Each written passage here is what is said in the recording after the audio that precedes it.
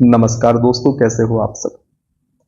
दोस्तों, एमपीजीके की video series के इस वीडियो में हम चर्चा करेंगे हमारी क्लास 4 के बारे में, जो होगी मध्य प्रदेश की पर्वत श्रृंखलाओं से संबंधित। आपके सामने जो मानचित्र बना हुआ है उसमें आप अलग अलग पर्वत श्रृंखलाओं की लोकेशन को लोकेट कर सकते हैं। विस्तार से जब हम इनके बारे में पढ़ेंगे तब आपको बहुत बढ़िया अंडरस्टैंडिंग होगी, यदि सही से आप इस मानचित्र को देख लेते हैं तो। आपको मेरा सजेशन कि वीडियो को 1-2 मिनट के लिए पॉज करके आप इन सभी पर्वतों को, चोटियों को, पर्वत श्रेणियों को लोकेट करने का प्रयास करें। चलिए शुरुआत करते हैं। सबसे पहले बात की जाएगी विंध्याचल पर्वत श्रेणी की, जिसे 3 भागों में बांटा गया है, विंध्याचल, भांडेर और कैमूर। अब एक एक करके हम इनकी चर्चा भी कर लेते हैं। सबसे पहले विंध्याचल। तो दोस्तों, मैप में आपको दिखेगा कि विंध्याचल पर्वत श्रेणी का पश्चिमी भाग है। इसके अंतर्गत, हाँ दोस्तों, ये चीज बहुत महत्वपूर्ण है, आपसे पूछ लिया जाता है कि क्या किसके अंतर्गत आता है। जैसे कि यहां विंध्याचल के अंतर्गत मांडू, असरफी की पहाड़ियां, वाचू पॉइंट, काकड़ी वर्डी, सलकनपुर और भीम बैठिका आते हैं। प्रश्न ऐसे बन सकता है कि अशरफी की पहाड़ी निम्न में से किसके अंतर्गत आती है। 4 विकल्प आपको दे दिए जाएंगे: विंध्याचल श्रेणी, राजपीपला श्रेणी, महादेव श्रेणी, मैकाल श्रेणी। वहां आपको यह जानकारी काम आएगी कि असरफी की पहाड़ियां विंध्याचल पर्वत श्रेणी के अंतर्गत आती हैं। ठीक, इसी के साथ साथ मांडू, वाचू पॉइंट, काकड़ी वर्डी, सलकनपुर, भीम बैठिका, ये सभी विंध्याचल के अंतर्गत आती हैं। फिर बात करते हैं भांडेर की। दोस्तों, यह विंध्याचल का मध्य भाग है। इस श्रेणी के अंतर्गत सद्भावना चोटी, जिसे गुडविल कहते हैं, जो कि दमोह में स्थित है, यह आती है और इसकी लंबाई बहुत महत्वपूर्ण है। कितनी है? 752 मीटर है। एमपीपीएससी में यह प्रश्न आ चुका है, इस बात को आपको ध्यान रखना है। दोस्तों, ऊंचाई मुझे बोलना था, मैंने फिर से आपसे एक बार लंबाई बोल दिया। इसकी ऊंचाई कितनी है सद्भावना शिखर की? तो 752 मीटर है, दमोह जिले में स्थित है और भांडेर के अंतर्गत आता है, विंध्याचल पर्वत श्रेणी के। ठीक है, और भांडेर इसका मध्य भाग है। फिर बात करते हैं कैमूर की। तो दोस्तों, विंध्याचल का पूर्वी भाग है, जिसे हम कहते हैं कैमूर। इसके अंतर्गत त्रिकुटा पर्वत आता है, जो कि मैहर में स्थित है। गिद्धराज पर्वत आता है, जो सतना में है। और दोस्तों, यह केन नदी का उद्गम स्थल है। दोस्तों, कैमूर श्रेणी यमुना व सोन के मध्य जल विभाजक का कार्य करती है। बहुत महत्वपूर्ण पॉइंट है कि कैमूर जो श्रेणी है, किन 2 नदियों के मध्य जल विभाजक का कार्य करती है? तो कैमूर यमुना एवं सोन नदी के मध्य जल विभाजक का कार्य करती है। अब चर्चा को आगे बढ़ाते हुए हम बात करते हैं सतपुड़ा पर्वत श्रेणी की। दोस्तों, इसे भी 3 भागों में बांटकर देखते हैं। पश्चिमी भाग है, जिसे हम कहते हैं राजपीपला। दक्षिणी और मध्य भाग है, जिसे कहा जाता है महादेव। और दोस्तों, पूर्वी भाग को हम कहते हैं मैकाल। एक एक करके इनकी चर्चा भी हम कर ही लेते हैं। शुरुआत करेंगे राजपीपला से। सभी जानते हैं पश्चिमी भाग है सतपुड़ा श्रेणी का। मानचित्र में भी आप देखेंगे, यहां से लेकर यहां तक सतपुड़ा श्रेणी है। तो दोस्तों, ये हो गया पूर्वी हिस्सा, ये हो गया पश्चिमी हिस्सा और ये हो गया मध्य भाग। आप पाएंगे कि राजपीपला सतपुड़ा पर्वत श्रेणी के पश्चिमी भाग में स्थित है और जिसका विस्तार दोस्तों गुजरात एवं मध्य प्रदेश में है और मध्य प्रदेश के बुरहानपुर दर्रे तक यह फैला हुआ है। तो ये चीजें आपको ध्यान रख लेनी है कुछ। फिर दोस्तों, राजपीपला के अंतर्गत अखरानी की पहाड़ियां, बड़वानी की पहाड़ियां, मथवार की पहाड़ियां, बीजागढ़ की पहाड़ियां, ग्वालगढ़ हिल्स तथा असीरगढ़ की पहाड़ियां आती हैं। इतना आपको ध्यान रखना है। अब याद कैसे रखेंगे कि जो भी पहाड़ियां राजपीपला के अंतर्गत आती हैं उनको आप सीधा बोलेंगे अखरानी पहाड़ियां, तो राइमिंग नहीं बैठती। अखरानी की पहाड़ियां, बड़वानी की पहाड़ियां, मथवार की पहाड़ियां, तो जब की बीच में लगा देते हैं तो राइमिंग और सेंटेंस सही तरीके से बनता हुआ समझ में आता है। बीजागढ़ की पहाड़ियां, ग्वालगढ़ हिल्स आप ध्यान रख लेंगे, असीरगढ़ की पहाड़ियां। तो जहां पर भी की पहाड़ियों वाला आपको सिस्टम देखने को मिले वहां आप आराम से राजपीपला लगाएं। बस थोड़ा सा ध्यान रखें कहीं और की पहाड़ी को आप टिक ना कर दें। ठीक है, इस बात को ध्यान रखना है। एक दो बार आप की पहाड़ियां करके याद करेंगे तो ऑटोमेटिक आपको डायरेक्टली अखरानी, बड़वानी, मथवार, बीजागढ़, ग्वालगढ़, असीरगढ़ ये सब याद हो जाएगा। शुरुआती तौर के लिए ये निमोनिक्स ठीक है, फिर जब आप एक दो बार रिवाइज करेंगे तो ऑटोमेटिकली आपको सारी चीजें याद हो जाएंगी। ठीक है, फिर बात करते हैं दोस्तों राजपीपला श्रेणी की सर्वोच्च चोटी है कौन सी? चूलगिरी। कितनी ऊंचाई है? 1215 मीटर है। किस जिले में है? बड़वानी जिले में है। क्या ध्यान रखना है? चूलगिरी। चूलगिरी है राजपीपला की सबसे ऊंची चोटी। ऊंचाई है 1215 मीटर। किस जिले में स्थित है? बड़वानी जिले में स्थित है। इन चीजों को ध्यान रखना है। और एक चीज और याद रख लें कि जो असीरगढ़ है दोस्तों, इसे दक्षिण का प्रवेश द्वार कहा जाता है। राजपीपला समाप्त। उम्मीद है सारी चीजें क्लियर होंगी। अब बात की जाएगी महादेव की। मैप तो आपने देख ही लिया है, मध्य भाग है, अब तो आप भी जानते हैं। और महाराष्ट्र व मध्य प्रदेश में खंडवा से सिवनी तक विस्तृत है या फैला हुआ है। अब इसके अंतर्गत की पहाड़ियों वाला सिस्टम नहीं है, आपको राइमिंग भी नहीं दिख रही होगी, तो की पहाड़ियों वाला सेगमेंट राजपीपला को दे दिया। मथवार की पहाड़ियां, बीजागढ़ की पहाड़ियां, ग्वालगढ़ की पहाड़ियां, असीरगढ़ की पहाड़ियां, बड़वानी की पहाड़ियां, अखरानी की पहाड़ियां। मैं बार बार क्यों बोल रहा हूं? ताकि आपको ध्यान रह जाए। ठीक है, अब फिर महादेव में दोस्तों एक बार में चार चार अक्षरों के नाम देखने को मिलेंगे। की पहाड़ियों वाली फीलिंग नहीं आएगी। जैसे धूपगढ़, पचमढ़ी, चौरागढ़, नंदीगढ़, कालीभीत, बैतूल आदि पर्वत चोटियां महादेव के अंतर्गत आती हैं। आप ऐसा पढ़ सकते हैं पचमढ़ी की पहाड़ियां, लेकिन अक्सर कहां सुना हमने सुना है बड़वानी की पहाड़ियां, अखरानी की पहाड़ियां, नंदीगढ़ सुना है हमने। नंदीगढ़ की पहाड़ियां कहां सुना? जब नहीं सुना तो उसको हम इस सेगमेंट में डालेंगे भी नहीं, वो राजपीपला के लिए समर्पित कर दिया। और धूपगढ़, पचमढ़ी, चौड़ागढ़, नंदीगढ़, कालीभीत ये सभी महादेव में है। एक और ट्रिक बना सकते हो, ग्वालगढ़, असीरगढ़ को छोड़ दें तो बाकी जितनी ये डा वाली पहाड़ियां हैं, बीजागढ़ को भी छोड़ दें, ये महादेव में आए। दोस्तों पूरे ही तो छूट गए। आप इसी प्रकार से याद करें, ठीक, की पहाड़ियां और इस प्रकार से अलग तरीके से।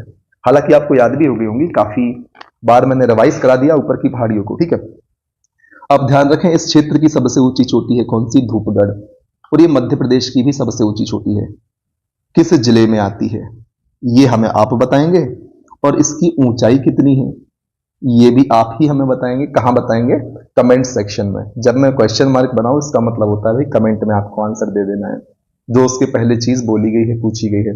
ठीक है, खैर आपको देने की आवश्यकता नहीं, आपको आंसर भी मिलेगा। फिर दोस्तों मैकाल, बाकी दे तो बढ़िया चीज है, आपका रिवीजन होगा, मुझे मोटिवेशन मिलेगा। मैकाल दोस्तों पूर्वी भाग है, तो ये फैक्ट मुझे बताना ही नहीं चाहिए, पहले ही मैंने डिस्कस कर लिया। और दोस्तों इसका विस्तार मध्य प्रदेश के सिवनी से छत्तीसगढ़ तक है, याद रखना है दोस्तों। मैकाल पर्वत, ठीक, श्रेणी, इसकी पूर्वी सीमा अर्धचंद्राकार है और इसके अंतर्गत दोस्तों अमरकंटक, किरार घाटी, अचानक मार आते हैं। ध्यान रखना है दोस्तों, अमरकंटक मैकाल के अंतर्गत आता है। महादेव में कंफ्यूज नहीं होना, क्योंकि अमरकंटक से हम सभी को विशेष लगाव है, लेकिन धूपगढ़ की चोटी सबसे ऊंची है, तो धूपगढ़ को अमरकंटक से मिक्स ना करें। धूपगढ़ महादेव में स्थित है और अमरकंटक मैकाल के अंतर्गत आता है, यहां कंफ्यूज नहीं होना। और दोस्तों जो अमरकंटक है वो मैकाल की सबसे ऊंची चोटी है। धूपगढ़ है वो पूरे मध्य प्रदेश के साथ साथ महादेव की भी सबसे ऊंची चोटी है। अब भाई पूरे मध्य प्रदेश की जब सबसे ऊंची चोटी है, जिसकी ऊंचाई 1350 मीटर है धूपगढ़ की, तो महादेव की तो ऑटोमेटिकली सबसे ऊंची चोटी हो गई, कॉमन सेंस वाली बात है। और दोस्तों यदि हम बात करें कि छत्तीसगढ़ में मैकाल की सबसे ऊंची चोटी कौन सी है, तो बदरगढ़ है। कितनी है ऊंचाई? 1176 मीटर है। इतनी चीजें आपको क्लियर होंगी।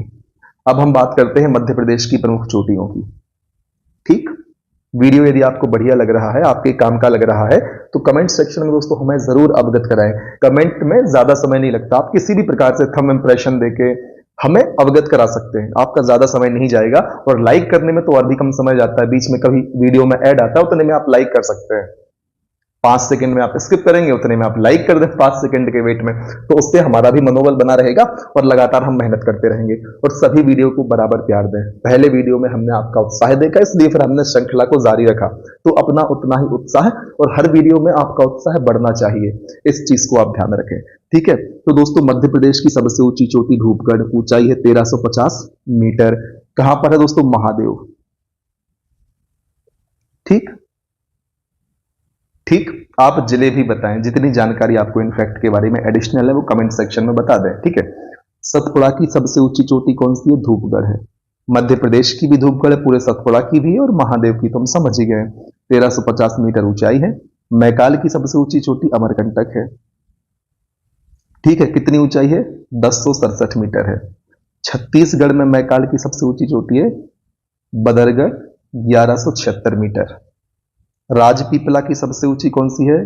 चूलगिरी है, कितनी है? 1215 मीटर। बुंदेलखंड पठार की सबसे ऊंची चोटी कौन सी है? सिद्ध बाबा की चोटी है, ऊंचाई कितनी है? 1172 मीटर। मालवा पठार की सबसे ऊंची चोटी कौन सी है? सिगार, ऊंचाई कितनी है? 881 मीटर। विंध्याचल पर्वत की सबसे ऊंची चोटी कौन सी है? सद्भावना या गुडविल, ऊंचाई कितनी है? 752 मीटर।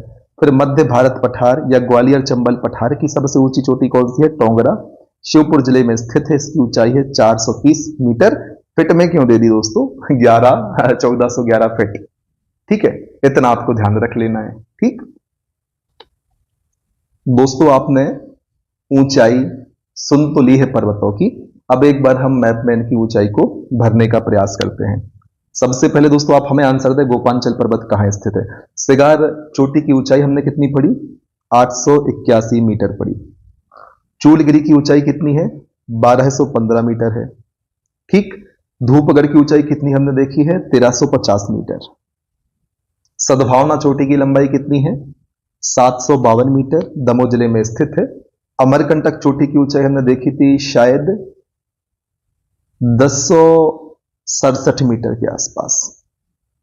ठीक है, तो इन ऊंचाई को आपको ध्यान रखना है, जिले भी आपको ध्यान रखने हैं। मैंने रिवीजन करने के हिसाब से आपको एक बार फिर से इनको बता दिया। कुछ चीजों की चर्चा हम और कर लेते हैं।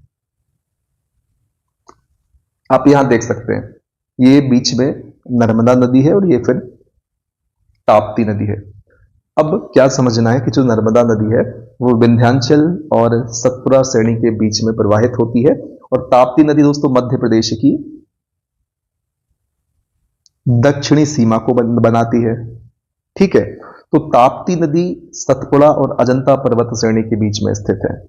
यहां पर आपके लिए कुछ बातें लिखी हुई हैं, तुम बस एक बार सरकारी एग्जाम निकाल कर देखो, अनजान लोग भी तुमसे दूर के रिश्ते निकालने लग जाएंगे। ये बात बिल्कुल सही है। जब आप सिलेक्ट हो जाएंगे तो जो लोग आपको नहीं भी जानते, आपके शहर के लोग आपसे कहेंगे या किसी से भी कहेंगे कि भाई जिसका भी सिलेक्शन हुआ ABCD हमारे जिले का रहने वाला, आपने खुद सुना होगा। हम खुद जब कोई सिलेक्ट हो जाता है तो हम खुद कहते हैं कि भाई हमारे शहर का है, हमारे मोहल्ले का है, तो ऑटोमेटिकली हम लोग कनेक्शन बिल्ड करने लग जाते हैं। तो जब आप सिलेक्ट हो जाएंगे तो आपके साथ भी ऐसा ही कुछ होने वाला है। तो बस वो दिन ज्यादा दूर नहीं है, आपको मेहनत करते रहना है और आगे बढ़ते रहना है। एक बात और आपको ध्यान रखना है, जो पढ़ाई होती है कभी मन से नहीं होती, पढ़ाई होती है अनुशासन से। लोग नहीं बोलते हैं कि पढ़ाई करने का मन नहीं करता, भाई पढ़ाई मन से होती ही नहीं है, पढ़ाई होती है आदत से, पढ़ने की आदत, बैठने की आदत से। आपको इस तरह से चीजों को सोचना होगा। जो मजदूर होता है जब पहली बार मजदूरी करने जाता होगा, उसका मन करता होगा मजदूरी करने का? नहीं करता होगा। पहले दिन काम करता होगा, दूसरे दिन काम करता होगा, हाथ पैर दर्द से टूटते होंगे, मन नहीं करता। लेकिन फिर भी एक मजदूर मजदूरी क्यों करता है? ताकि वो शाम को घर आकर खाना खा पाए। यदि मजदूरी नहीं करेगा तो खाना नहीं मिलेगा। और आपने देखा होगा कि कुछ समय बाद वही मजदूर रोज काम करके आता है और एक लंबा समय गुजरने के बाद वो खुद कहता है कि साहब अब तो आदत सी पड़ गई है काम करने की। तो इसी प्रकार से पढ़ाई है, आपका मन नहीं कर रहा लेकिन आपको सिलेक्शन लेना है, सिलेक्शन की भूख आपके अंदर होनी चाहिए। आपको सिलेक्शन लेना है तो जैसे मजदूर को स्टार्टिंग में मजदूरी करने का कौन 20-20 किलो के तसले भर भर के रेत गिट्टी उठाना चाहेगा? उसका मन नहीं करता था, वो थक जाता था। लेकिन लगातार वही काम करना पड़ा उसको, क्योंकि उसको डेली शाम को खाना खाना है, तो उसकी आदत पड़ गई। फिर जो थकता था, जो उसको दर्द होता था, उसकी सहने की क्षमता बढ़ गई। तो इसी प्रकार से पढ़ाई होती है। हम सोचेंगे हमारा पढ़ाई करने में मन लग जाएगा, भाई मन लगाने के लिए बहुत सारी दूसरी ऐसी चीजें हैं जो ज्यादा आसान है। मन वहां लगता है जहां दिमाग नहीं लगता, सीधी सी बात है। पिक्चर देखने हम जाते हैं, सारी चीजें सामने चलती हैं, वहां दिमाग लगता नहीं है हमारा, इसलिए वहां पर हमारा मन लग जाता है। तो पढ़ाई में जब आप स्टार्टिंग में बैठेंगे तो आपको थकावट होगी, मन नहीं करेगा, लेकिन सिलेक्शन लेना है आपके लिए, सिलेक्शन की आपकी उद्देश्य की भूख है, तो जब आप निरंतर जबरदस्ती वो काम करेंगे, जैसा मजदूर करता है शुरुआत में, हार रहा है, थक रहा है, टूट रहा है, फिर भी काम कर रहा है, तो शुरुआती दिनों में जब आप जबरदस्ती पढ़ाई करेंगे तो एक समय ऐसा आएगा कि आपकी पढ़ने की आदत हो जाएगी। आप खुद कहोगे कि अब आदत ही हो गई है, 10-12 घंटे, 4 से 8-10 घंटे जितना भी आप बैठ रहे हैं, आप आराम से बैठ पाएंगे, क्योंकि फिर वो अनुशासन आपका बिल्ड हो जाएगा। जैसे एक मजदूर का अनुशासन होता है, भाई दिन भर काम नहीं करेगा, शाम को खाना नहीं मिलेगा, तो पूरे अनुशासन से वो जाता है काम करने के लिए। तो बस वही भूख आपकी आपके एग्जाम के लिए होनी चाहिए, और वही अनुशासन जो एक मजदूर दिखाता है आपकी पढ़ाई के प्रति होना चाहिए कि भाई यदि पढ़ाई नहीं करेंगे तो जो अरमान हमने अपने मन में दिमाग में पाले हैं उनकी पूर्ति नहीं हो पाएगी, वो कभी पूरे ही नहीं होंगे। तो इस भूख के साथ आप पढ़ाई करेंगे, अनुशासन के साथ। मन से पढ़ाई नहीं होती भाई, ध्यान रख लेना आप। अनुशासन के साथ आप पढ़ाई करेंगे तो पढ़ने की आपकी आदत हो जाएगी, और जब आदत हो जाएगी तो आपका सिलेबस भी जल्दी कवर होगा। इस बात को आपको ध्यान रखना है। यहां मोटिवेशनल चीजें लिखी हुई थी, तो मुझे लगा इस बारे में भी आपसे थोड़ी सी चर्चा कर ली जाए कि भाई पढ़ाई मन से नहीं, पढ़ाई अनुशासन से होती है। मन नहीं कर रहा फिर भी बैठना है आपके लिए, जब लगातार बैठोगे, मन नहीं करेगा, तो एट द एंड आपका मन मर जाएगा और दिमाग काम करने लग जाएगा, आपकी आदत बन जाएगी। जैसे मजदूर है, नहीं करता भाई पहले दूसरे दिन शुरुआत में किसी का काम, मन मजदूरी करने का, लेकिन धीरे धीरे आदत पड़ जाती है कि भाई शाम को खाना भी तो खाना है। तो वही आपका खाना क्या है, आपका एग्जाम है, आपका एम है, इस चीज को ध्यान रखना है। यदि बात आपको सही लगी हो और आप इस बात का समर्थन करते हैं तो कमेंट सेक्शन में जरूर बताएं दोस्तों, फिर इस प्रकार से हम चीजों की चर्चा करते रहेंगे। अब बात करनी है एग्जाम प्रीमियर लीग की, इसकी एग्जाम प्रीमियर लीग ईपीएल की। सबसे पहले गिद्धराज पर्वत कहां पर है, सतना जिले में स्थित है, और सतना जिले के रामनगर तहसील के देवराज नगर में स्थित है। और दोस्तों भोपाल शहर श्यामला, न्योरी, अरेरा, कटारा एवं ईदगाह पहाड़ियों पर बसा हुआ है। तो ऑटोमेटिकली ये पहाड़ियां कहां स्थित हो गई, भोपाल में स्थित हो गई। ठीक है। फिर नरो हिल्स सतना जिले में स्थित है, जो अपनी जैव विविधता के लिए प्रसिद्ध है। कौन सी हिल, नरो हिल, कहां पर है, सतना जिले में स्थित है, जैव विविधता के लिए प्रसिद्ध है। तो दोस्तों मध्य प्रदेश की सबसे ऊंची चोटी है धूपगढ़, लंबाई तो रट गई होगी आपको, पचमढ़ी में होशंगाबाद जिले में स्थित है। अब ये जिला मैं आपसे पूछ रहा था, है ना, आपने कमेंट कर दिया होगा, मुझे ऐसी उम्मीद है, क्योंकि इसके बाद हमने इसको पढ़ा है। लांजी हिल्स बालाघाट, लमेटा हिल्स जबलपुर, गोपांचल पर्वत ग्वालियर, मैकाल रेंज में सबसे ज्यादा खनिज मिलते हैं। ठीक है दोस्तों, उत्तरकोटा पर्वत मैहर पर शारदा माता का प्रसिद्ध मंदिर है। फिर दोस्तों भारत के राष्ट्रगान में विंध्याचल पर्वत का नाम आता है। विंध्याचल पर्वत में चूना पत्थर के अधिक भंडार पाए जाते हैं, जिससे इसके इर्द गिर्द सीमेंट फैक्ट्रियों का विकास हुआ है। आसपास ही क्यों हुआ दोस्तों, ऐसी सभी फैक्ट्रियां जिनमें बहुत भारी कच्चे माल की आवश्यकता होती है, वे कच्चे माल के जहां खदानें होती हैं, स्रोत होते हैं, उनके आसपास ही स्थित होती है, क्योंकि उस कच्चे माल के परिवहन में काफी सारा संसाधनों का व्यय हो जाता है। तो उसी क्षेत्र के आसपास ऐसी फैक्ट्रियां विकसित होती हैं। इस चीज को आपको ध्यान रख लेना है। एक बार फिर से हम देख लेते हैं। नरो hills Satna, Lanji hills Balaghat, Lameta Jabalpur, Gopanchal Gwalior, Maikal range में सबसे ज्यादा खनिज मिलते हैं। त्रिकुटा पर्वत मैहर में है। विंध्याचल का नाम हम सभी जानते हैं, राष्ट्रगान में आता है। मध्य प्रदेश गान में तो आना ही है, मैंने आपसे कहा था। आपने सुना हो तो कमेंट सेक्शन में बताएं कि सर आपने कहा था, हमने सुन लिया और मजा आ गया। ये फिक्स है कि सुनोगे तो मजा आएगा, सुनना आपके ऊपर है। सुख का दाता शुभ का साथी, शुभ का यह संदेश है, मां की गोद पिता का आश्रय, मेरा मध्य प्रदेश है। महेश शर्मा जी इसके रचनाकार हैं और शांतनु मुखर्जी ने इसको गाया है।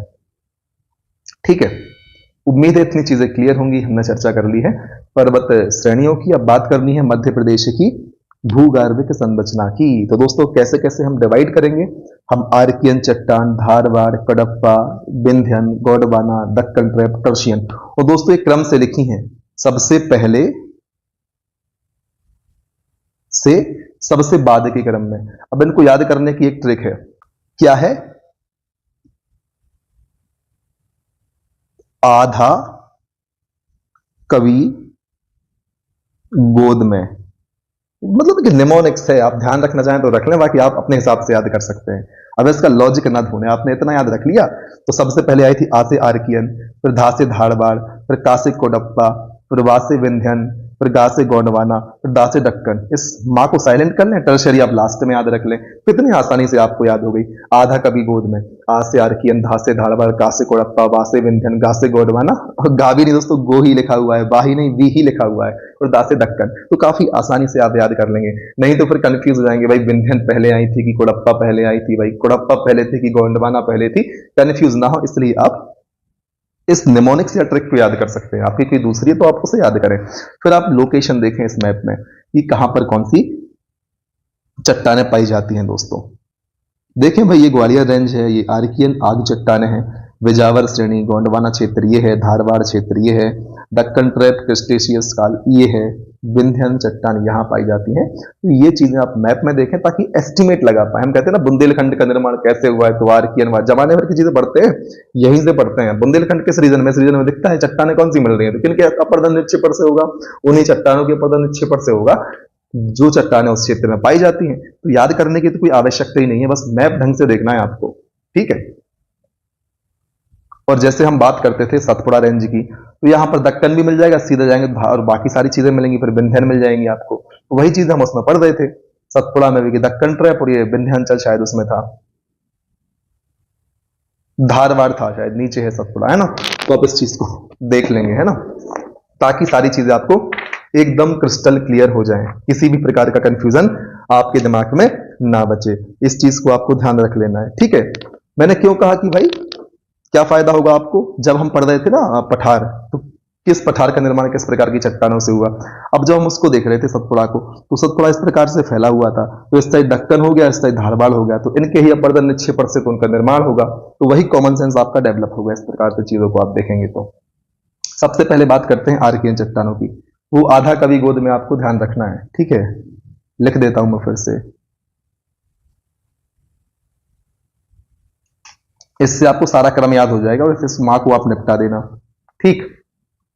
माँ की जगह क्या याद करना है, एक और चट्टान है जो इसमें कवर नहीं है, तो आप कमेंट सेक्शन में बता दें।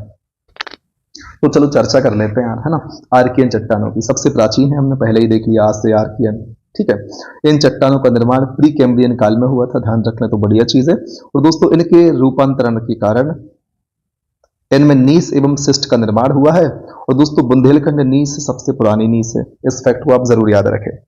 अब पता फायदा क्या होगा, जब आप इसकी क्रोनोलॉजी याद कर लेंगे, आधा कवि गोद में, या डायरेक्टली भी याद कर लेंगे कि भाई जो आर्कियन युग की चट्टान है, उनके अपर्दन निक्षेपण से धारवाड़ बनी, इन धारवाड़ के अपर्दन निक्षेपण से कोडप्पा बनी, कोडप्पा से विंध्यन बनी, विंध्यन से गोंडवाना। ये क्रम याद करेंगे तो बहुत सारी चीजें आपको आसान हो जाएंगी, ठीक है। इसलिए मैं आपसे कहता हूं, हर चीज में किसी न किसी तर्क के साथ आपके सामने प्रस्तुत करता हूं, तो उस तर्क को समझते हुए चीजों को अपनाने का प्रयास करें।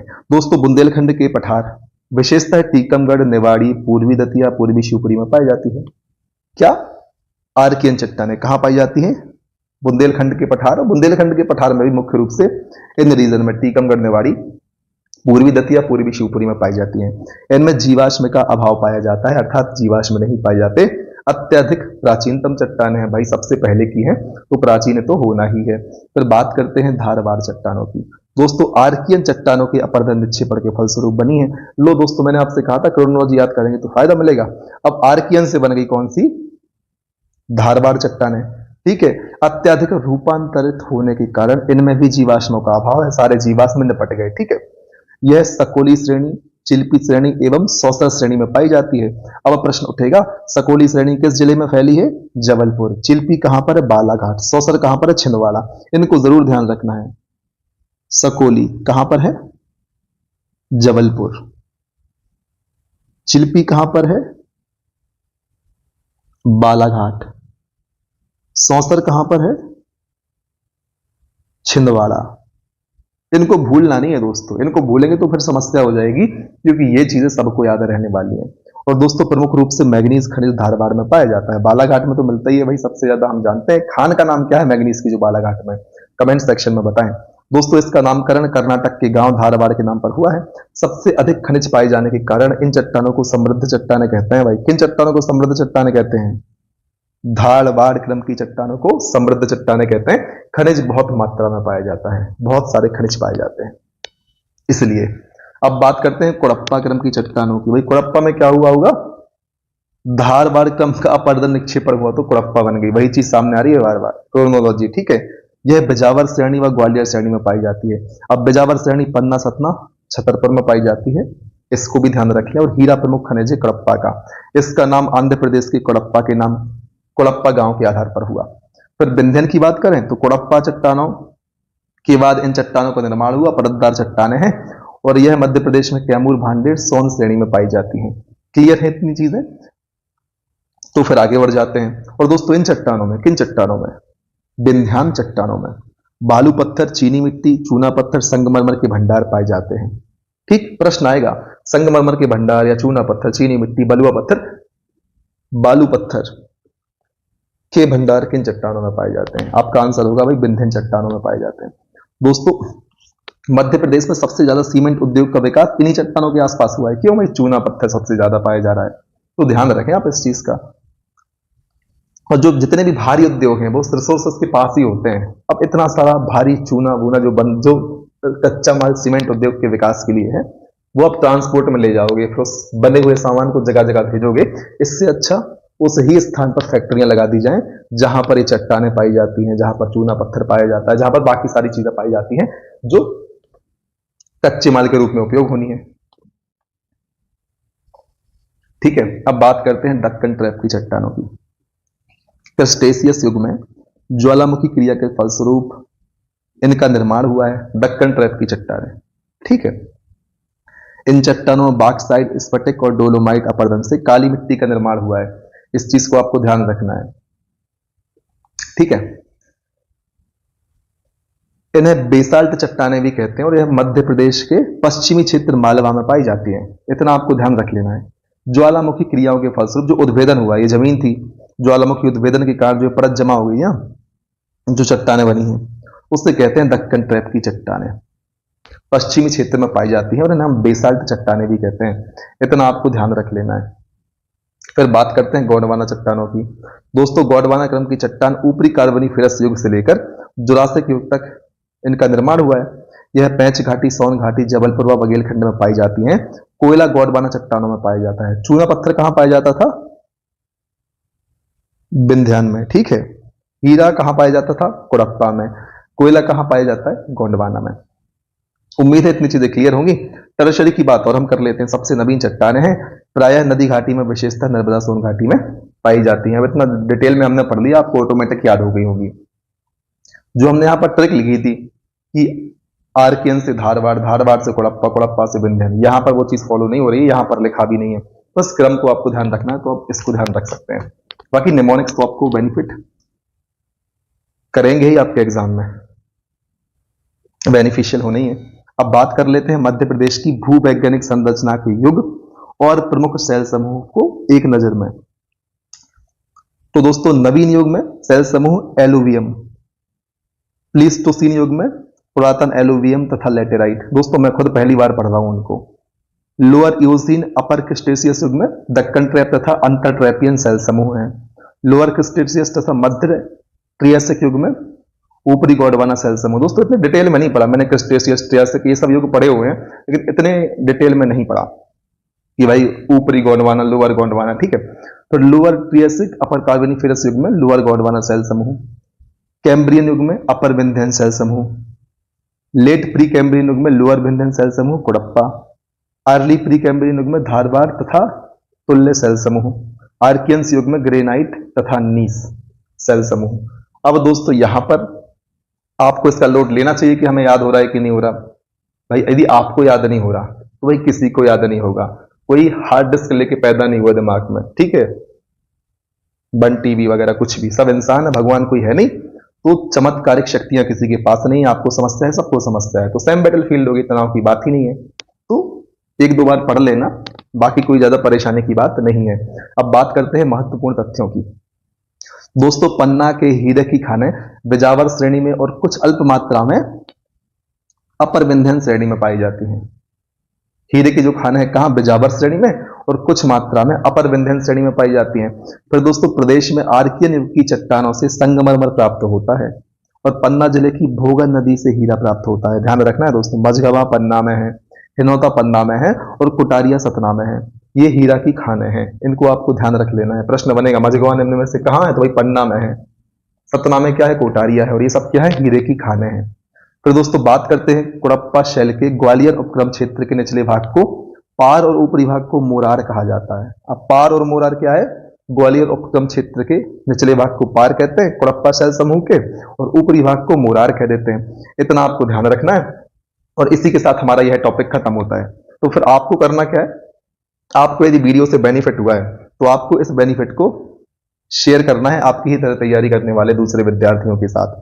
वीडियो यदि अच्छी लगी, आपको पढ़ाने का तरीका भी बढ़िया लगा, तो वीडियो को लाइक कर देना है, चैनल को सब्सक्राइब करना है, साथ ही साथ बेल आइकन भी प्रेस करना है, ताकि आने वाले समय में जितने भी वीडियोस हम अपलोड करते हैं अपने चैनल पर, उनके नोटिफिकेशन तो कम से कम आपके पास समय पर पहुंचे और आप समय पर एक्सेस ले पाए वीडियो का। और दोस्तों मैं कभी नहीं कहता, भूल जाता हूं बोलना, टेलीग्राम चैनल भी अपना बना हुआ है, आप उसको भी ज्वाइन कर सकते हैं। हर वीडियो के डिस्क्रिप्शन में आपको टेलीग्राम चैनल की लिंक मिल जाएगी, तो वहां से भी आप ज्वाइन कर सकते हो। वहां पर काफी सारा कंटेंट हम आपको इधर उधर से ढूंढ के डालते रहते हैं, कुछ खुद सर्च कर लेते हैं, कुछ इधर उधर के ग्रुप से आप शेयर कर देते हैं ताकि आप तक जानकारी पहुंच जाए। ठीक है, तो टेलीग्राम चैनल को भी ज्वाइन करें, वीडियो की लिंक भी उसमें हम हमेशा डाल ही देते हैं। आपका फायदा ही फायदा है, आप उसे ज्वाइन जरूर कर लो और हमें तो मोटिवेशन मिलना ही है आपके इन गतिविधियों से जो सकारात्मक रूप से हमारे चैनल के प्रति, हमारे प्लेटफॉर्म के प्रति आप दिखाते हैं। कमेंट करते रहें, डाउट पूछते रहें, मेहनत करते रहें, लगातार आगे बढ़ते रहें, तब तक ना रुकें जब तक आपको आपका लक्ष्य प्राप्त नहीं होता। जय हिंद, वंदे मातरम।